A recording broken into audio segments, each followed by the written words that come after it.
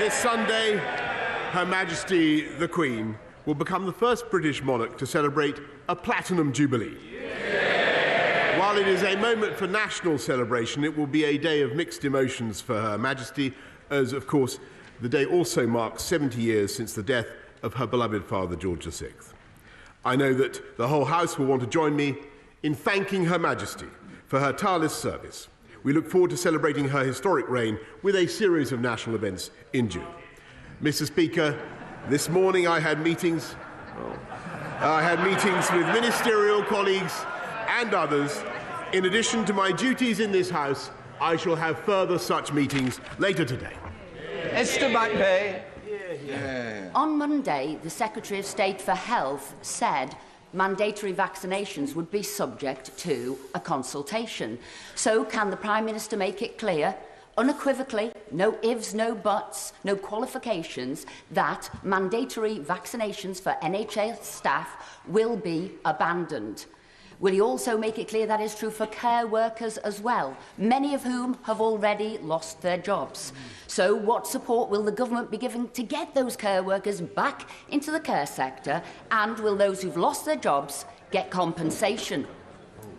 Minister. I thank my right honourable friend very much for her thoughtful work on this. I want to stress that vaccines remain our best line of defence, and I do think that NHS staff and all those who work in the care sector have a professional responsibility to get vaccinated, Mr. Speaker. But as my right honourable friend, the Health Secretary, told the House on Monday, given the difference between Omicron and Delta, it is right, and she is right, that we revisit the balance of risks and opportunities, Mr. Speaker. The Health Secretary has said we'll launch a consultation, and subject to the responses and the will of this House, Mr. Speaker, the government will revoke the regulations. We now come to the Leader of the Opposition, the Right Honourable Keir Starmer. Thank you, Mr. Speaker. And following your opening remarks, I just want to say to the members opposite, theirs is the party of Winston Churchill. Our parties stood together as we defeated fascism in Europe. Now their leader stands in the House of Commons parroting the conspiracy theories of violent fascists to try and score cheap political points. He knows exactly what he is doing. It's time to restore some dignity. Mr. Speaker, one of the most absurd claims made on behalf of Operation Save Big Dog is the Prime Minister and the Chancellor writing in the Sunday Times that they are the tax-cutting Conservatives. Why do these alleged tax cutters keep raising taxes on working people? Prime Minister. Mr. Speaker, on his first point, I don't want to make heavy weather of this, but I am informed that in 2013, the right honourable gentleman apologised and took full responsibility for what had happened on his watch, and I think, Mr. Speaker, that was the right thing to do. And Mr. Speaker, on what we're doing to tackle cost of living and taxation, Mr. Speaker, our COVID recovery plan is absolutely vital in helping people with the cost of living, lifting up universal credit payments, Mr. Speaker, by cutting the tax that people effectively pay, lifting the living wage, Mr. Speaker, helping councils with another £500 million for those who are facing particular hardship, Mr. Speaker. But what we're also doing, and this is absolutely vital, is increasing the number of high-wage, high-skill jobs in this country. 420,000 more on the payroll than there were before the pandemic began, because we've had the fastest exit from COVID of any European economy, Mr. Speaker, because we had the fastest vaccine and booster rollout. Keir Starmer. Mr. Speaker, it's not just the national insurance rise. Thresholds for income tax frozen, a stealth tax on working people. The threshold for tuition fees frozen, a stealth tax on working people. Local authorities forced to increase council tax, a stealth tax on working people. You can be as stealthy as you like, but you can't hide reality. We have the highest tax burden for 70 years. during the middle of an inflation crisis.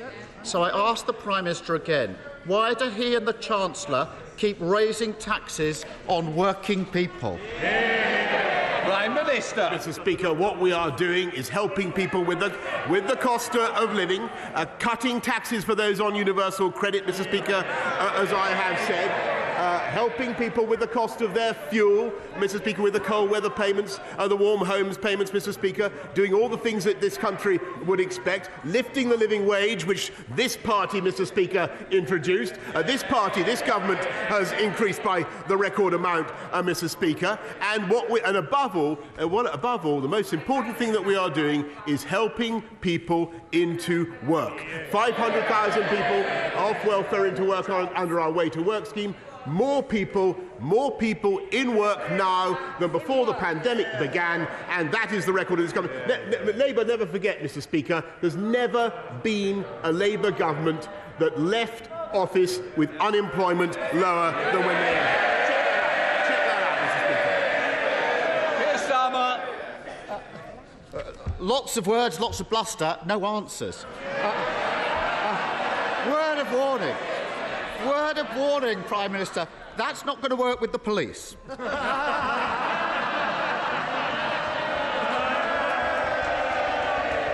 I'll tell him why they're putting taxes up. Low growth.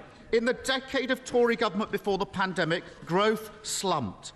It was much, much weaker than under the last Labour government. If the Tories matched our record on growth, we would have £30 billion more to spend on public services without having to raise a single tax. Mr. Speaker, surely even this Prime Minister doesn't need someone else to tell him that he and the Chancellor are having to raise taxes because the Tories failed to grow the economy over a decade. Prime Minister. No, Mr. Speaker, I think everybody in this country can see that we've been through the biggest pandemic since for 100 years, that we've looked after the people of this country to the tune of £400 billion, that we've put into furlough and all the other schemes, 11.7 million people protected. Everybody knows the cost of that, Mr. Speaker. And at the same time, in spite of all the difficulties that we have faced, we have now got the fastest growth in the G7. Absolutely true. We've got youth unemployment. We've got youth unemployment at a record low, Mr. Speaker. We've got 3 times as much tech investment coming into this country as there is in France, twice as much as there is in Germany. Yes, that's absolutely true, Mr. Speaker. And never forget, if you want to know about Labour economics, never forget the last time they were in office, Mr. Speaker, when they were finally booted out, they left a note saying there's no money left. That's the way they run the country, Mr. Speaker. Keir Starmer. Mr. Speaker, the UK... Some people won't be getting more because they won't be here to hear it, so Keir Starmer. Mr. Speaker, the UK has suffered the worst economic crisis in the G7. The Prime Minister has more chance of persuading the public that he didn't hold any parties than he has of persuading them that the economy is booming. High taxes are not just the result of low growth. Under this government, we've seen a pandemic of waste and fraud. From the Prime Minister's yacht to government contracts for mates of ministers, they've treated taxpayers as an ATM machine for their mates and their lifestyles. Now we find, Mr. Speaker, they've written off £8.7 billion on PPA, and the Chancellor's writing off £4.3 billion in fraud. That's enough to cover the tax hike he's inflicting on working people.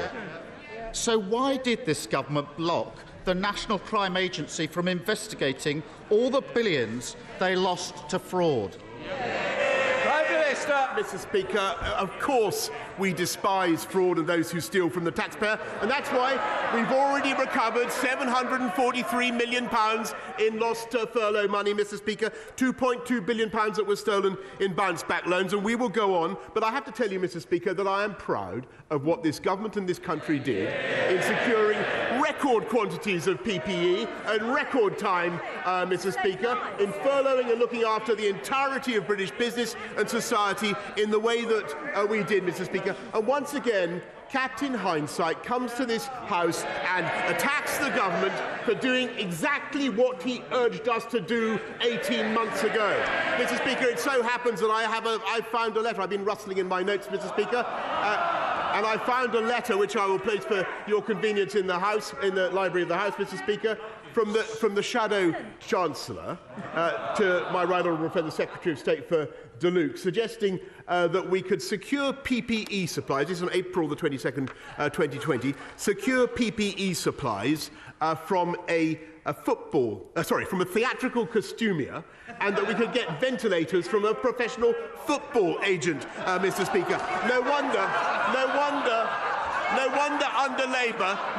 under Labour, fraud was running at £21 billion per year, Mr. Speaker. I'm proud of what this government did to secure PPE, and I'm proud of the way we protected this country. Keir Starmer. Who wants to be the first to leave? Please put your hand up, because I'm going to pick one of you. Keir Starmer. Mr. Speaker, the Prime Minister might want to sharpen how he answers questions under interview. He's going to need it in the next few weeks. Waste and low growth explain why we have high taxes, but they don't explain why it's always working people that are asked to pay more. Yesterday, he ordered his troops not to support a windfall tax on oil and gas companies.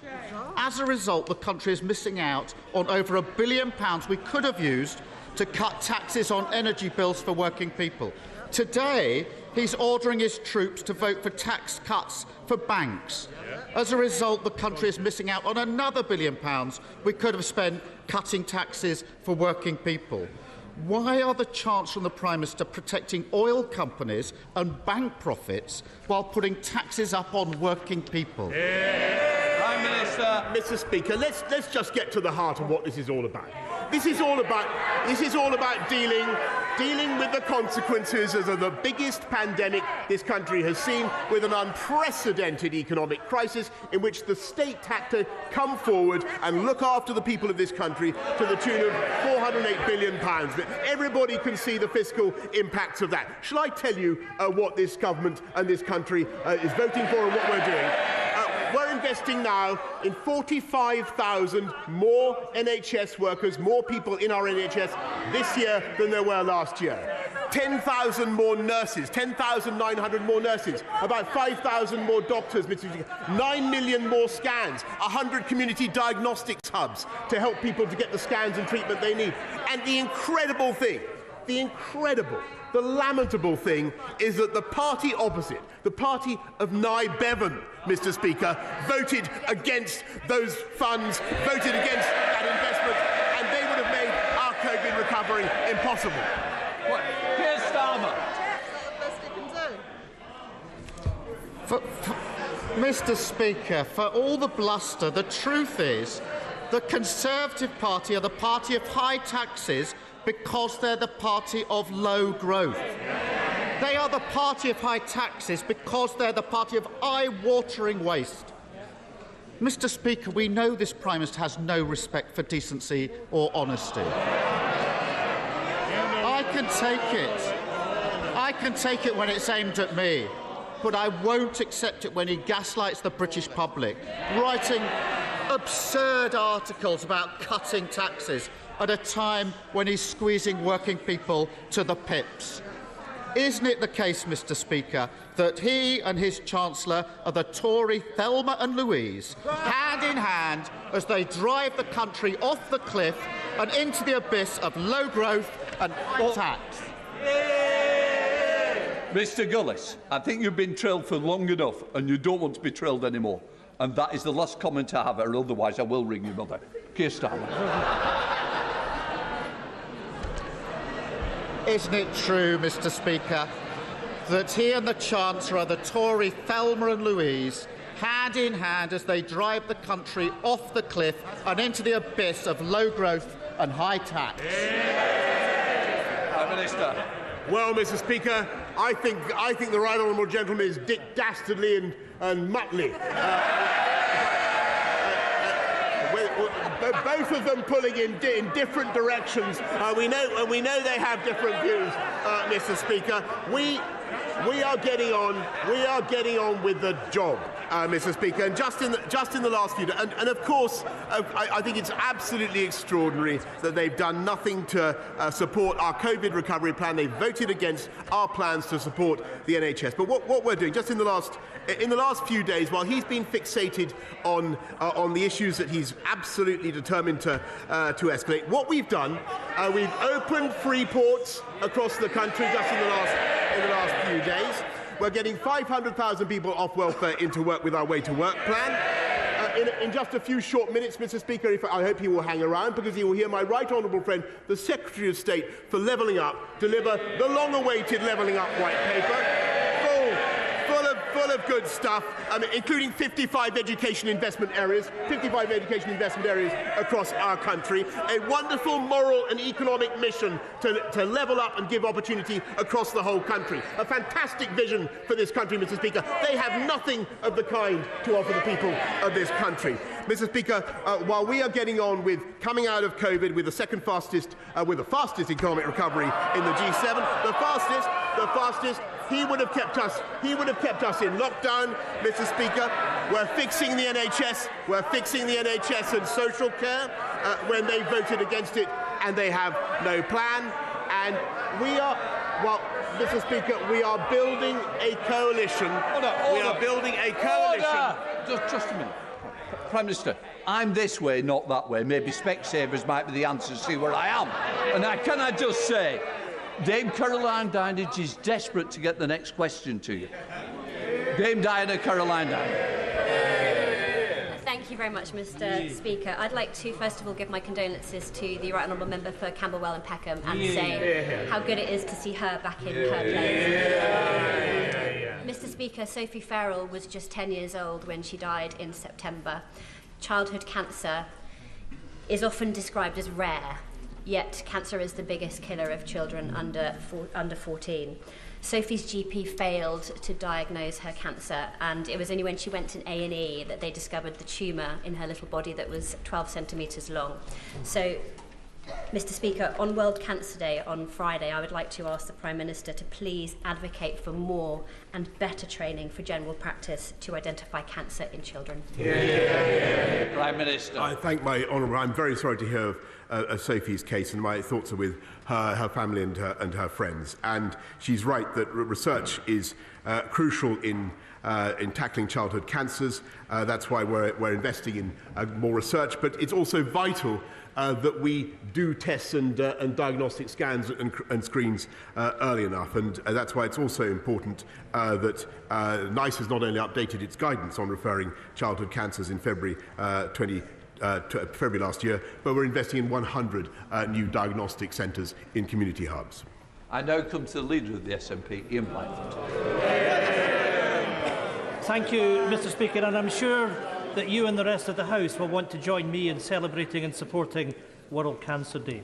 Mr. Speaker, just in relation to your earlier statement, I have a difficulty reconciling the Prime Minister's version of events with other evidence, and as you know, I have a duty to reflect and represent the deep, deep public anger with the Prime Minister. That said, Mr. Speaker, I respect the absolute impartiality that you take in your role, and I want to set on the record that I respect both you and the authority of the Chair.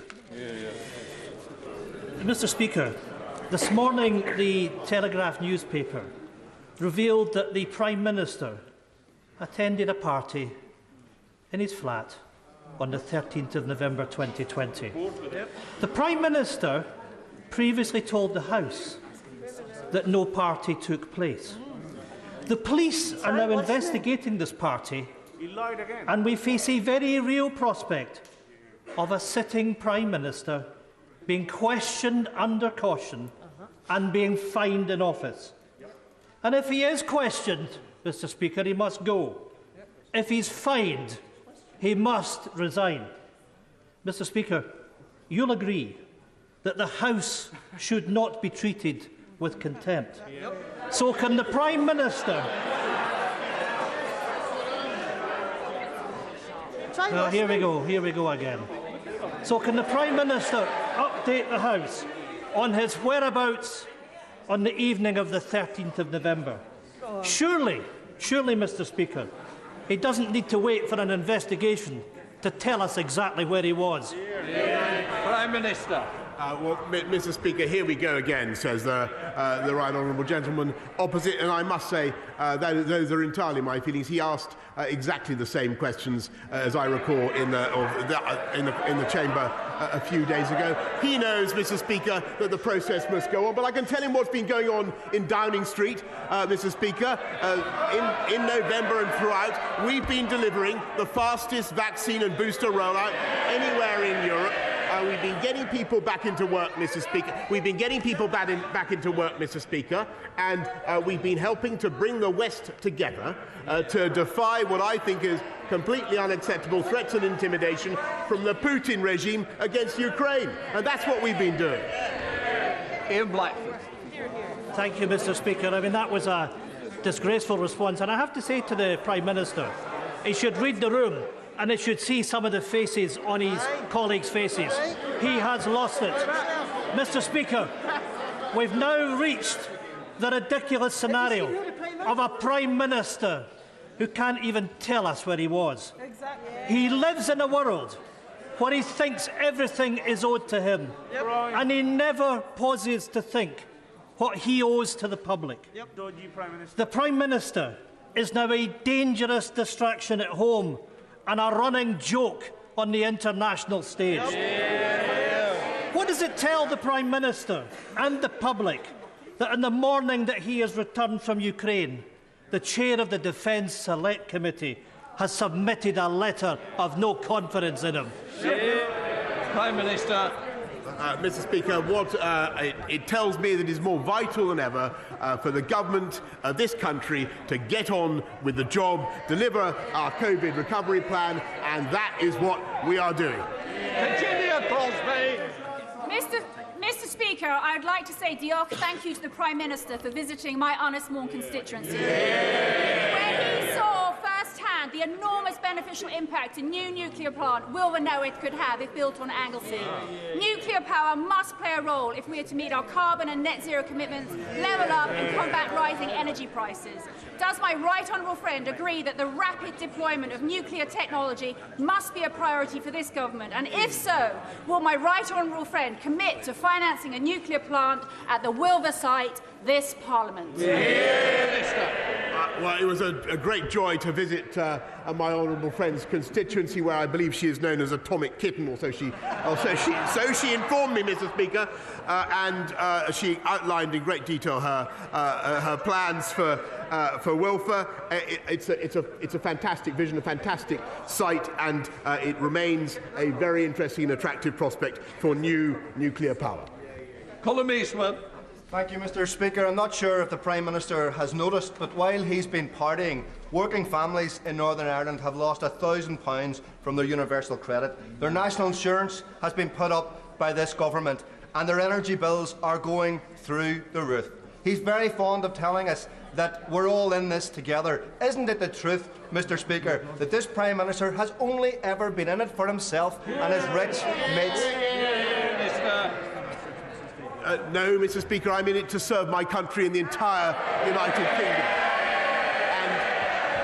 And I'm also proud that we've had the biggest investment in Northern Ireland since devolution began, and we've cut taxation on universal credit.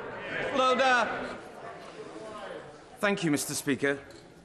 South Western Railway has totally cut off Dorset, Somerset, most of Wiltshire and Devon from its direct rail services to London, as well as slashing our service in half, most of which is totally unnecessary.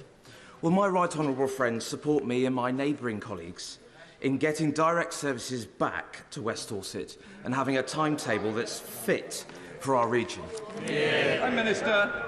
I want to thank my honourable friend very much for his question, and he knows whereof he speaks. He's an expert in this subject, Mr. Speaker, and he's lobbied very effectively for his constituents and reflected their frustrations. And I'm told that the timetable is expected to return to December 2021 levels from Saturday, the 19th of February. I think so, but Thank you, Mr. Speaker. I was out this weekend speaking to a constituent who has a cold and leaky house. She has seen her bills already go up from £100 to £170 a month. The government have failed to insulate her house and failed to control her fuel bills. Bribing people with their own money is no plan. The Prime Minister has no plan to cut VAT, no plan to get the oil and gas industry to contribute. Another constituent who voted for the Prime Minister went further and called him despicable. What use is a Prime Minister who has no plan for families struggling with the cost of living and has lost the trust of the people of this country? Prime Minister. Well, Mr. Speaker, he talks about cutting VAT. I wonder whether he voted for Brexit and our ability to cut VAT. Perhaps he could indicate.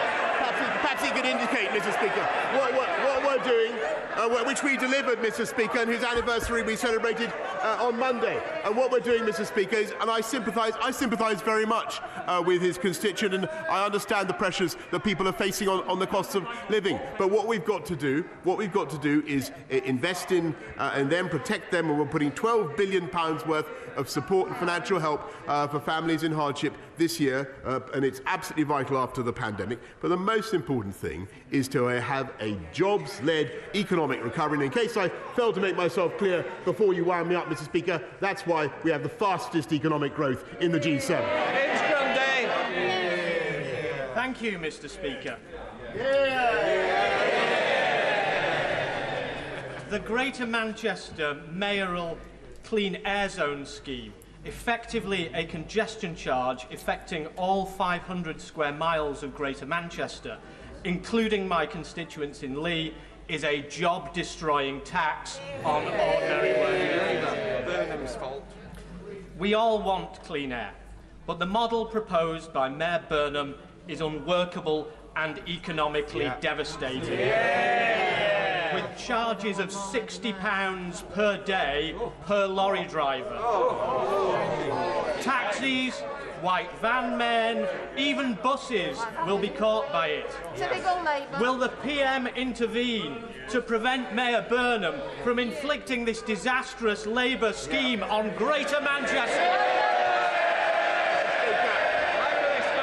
I know from my own experience how vital it is when you're trying to clean up air in a great city that you do not unjustly penalise business, and particularly small businesses. And it's become clear that the scheme proposed by the Labour Mayor in Manchester is completely unworkable, will do more damage to businesses and residents in Manchester. So we must find an alternative, Mr. Speaker, that doesn't punish local residents. And my right honourable friend, the Secretary of State for the Environment, will be saying more about this in the coming days.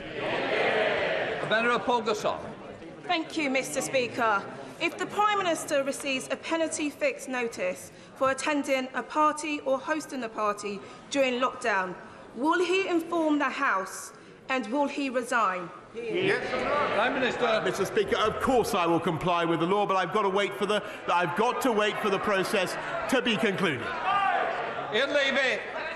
Thank you, Mr. Speaker.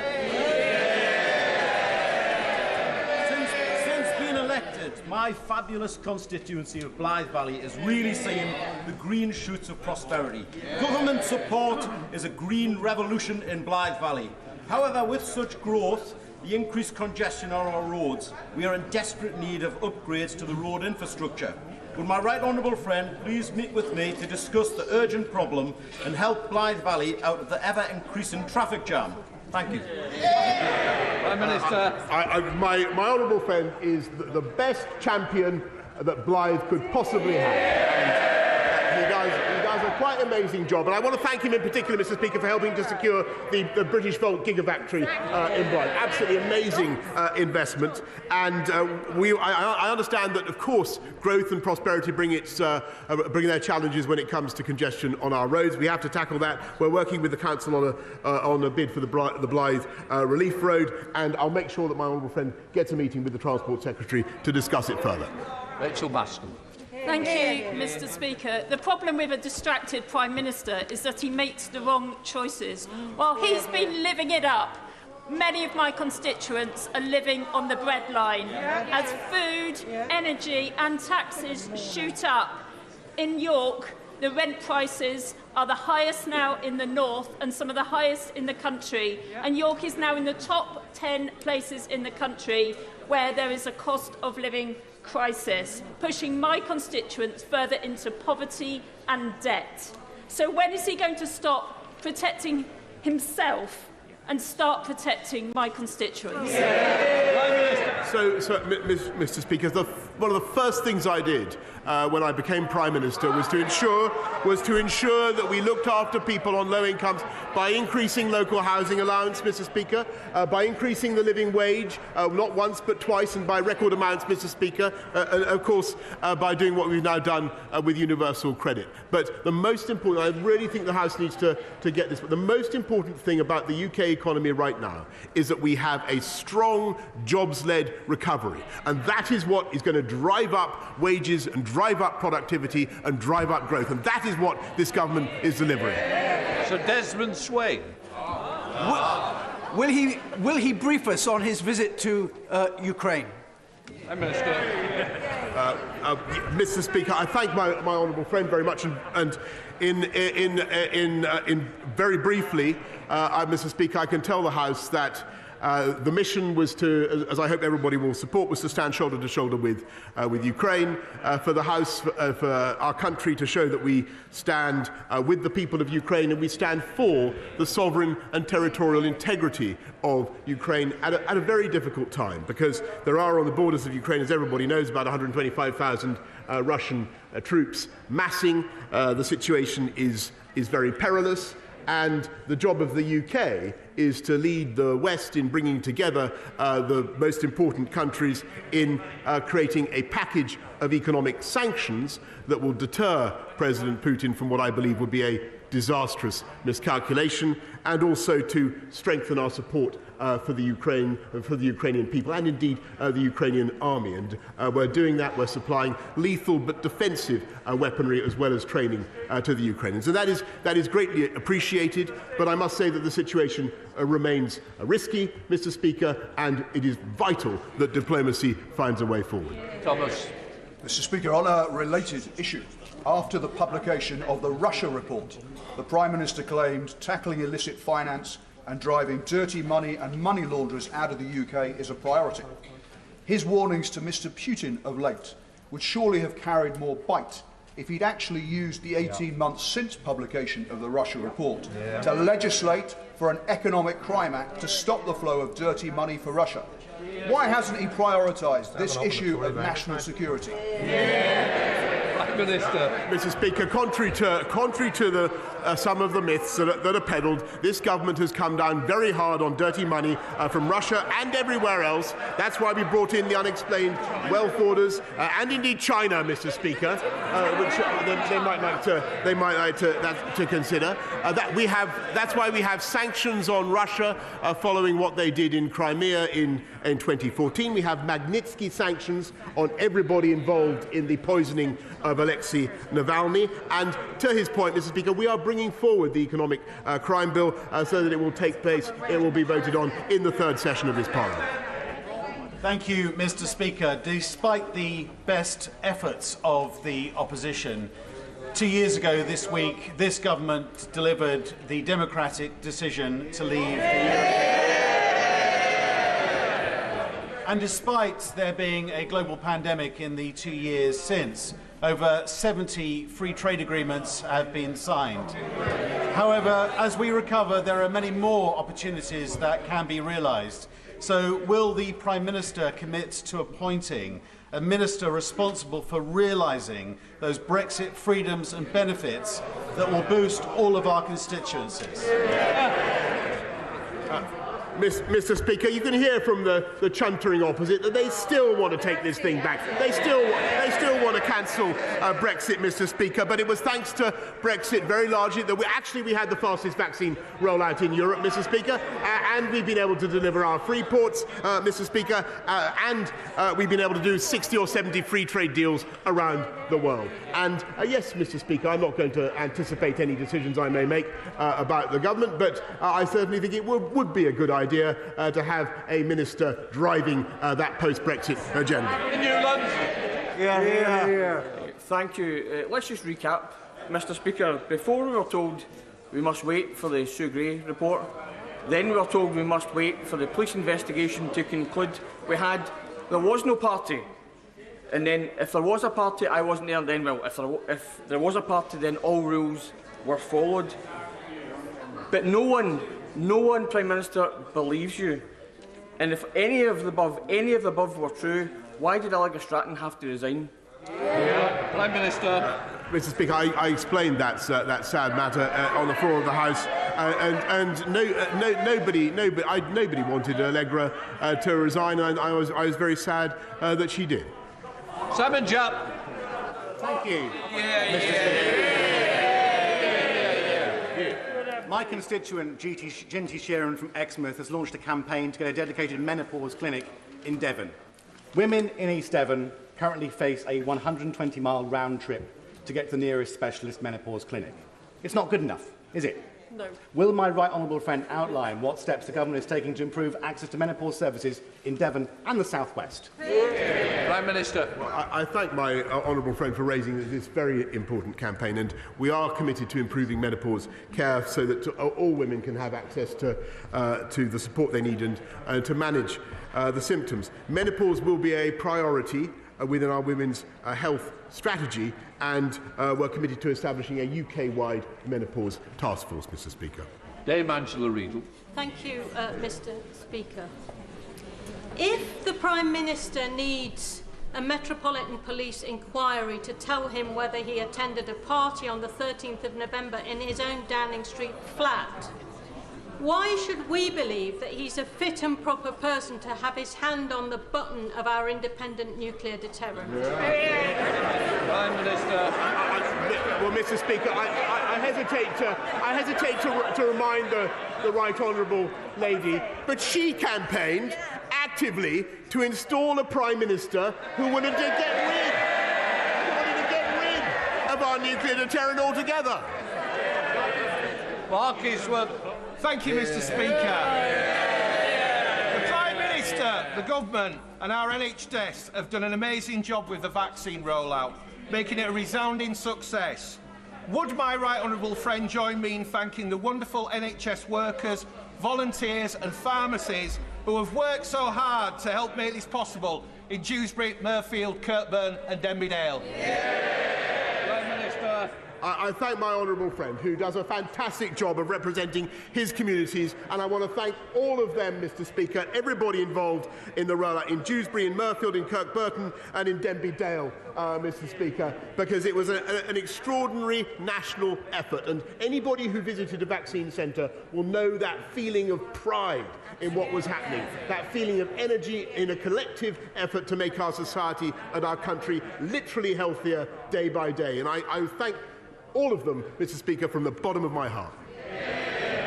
That's the end of PMQ, so those who wish to leave, please do so quietly and quickly. Very good.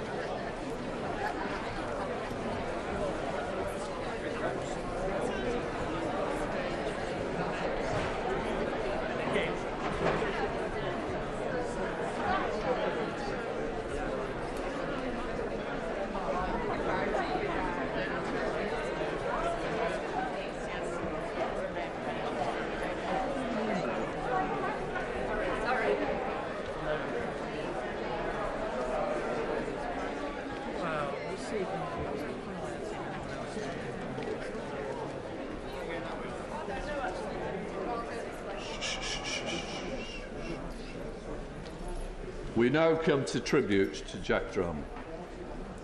Jack made his mark long before he came into this House, in particular as a fearless, energetic trade unionist. I remember campaigning with him in the 80s and the 90s to save the Royal Ordnance Factory in Chorley. He was positive, down to earth and determined to help working with people, characteristics which remain with him and throughout his career. And I've got to say, somebody who knew Jack and worked with Jack, he was innovative, he was absolutely visionary, that we sat down upon a closure where thousands of jobs are going to go. And Jack said, we're in this together, we will stand shoulder to shoulder with the people whose jobs are at risk. And he said, we've got to look beyond what kills people. We can do something different.